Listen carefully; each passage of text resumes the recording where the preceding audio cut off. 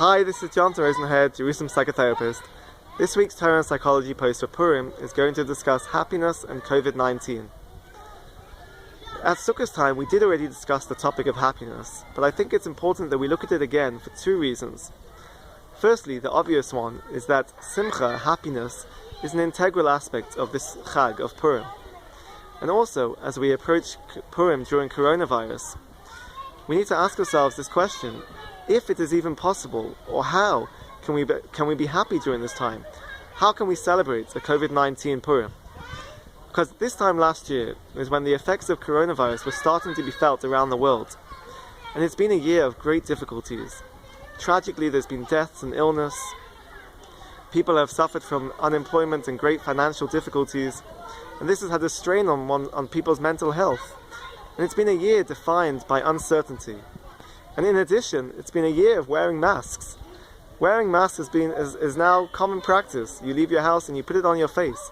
It's no longer something that is synonymous only with Purim.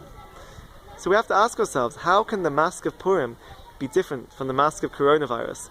How can we celebrate Purim despite the fact that we are in the midst of a pandemic?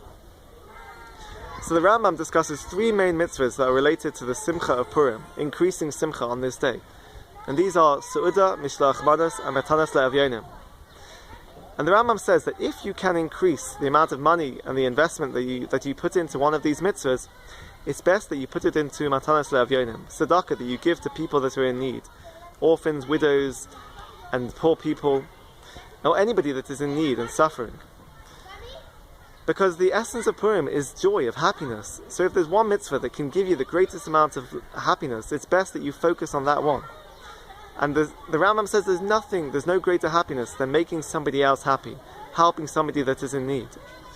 And we know from psychology, from positive psychology, that it teaches us that we should focus on the positive aspects of our well-being, of what makes us happy, what helps us to function in the best way possible, rather than exclusively focusing on negative aspects of our well-being. So I think Purim has actually come at the perfect time. An injection of happiness is the perfect vaccination for our mental health, for our well-being.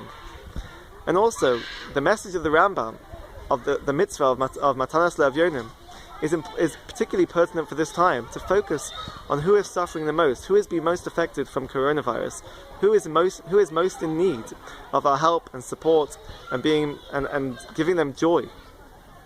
This is what Matanas Le'avyonim can do. And in particular, this year, Purim Mashulash, everybody will be doing the mitzvah Matanas Le'avyonim at the same time. We'll be celebrating it on the same day. And this gives greater strength and importance to this mitzvah. And hopefully that means that it will be a Purim Sameach for us, for you, for your family, and for everybody that is in need. Have a great Shabbos and keep well.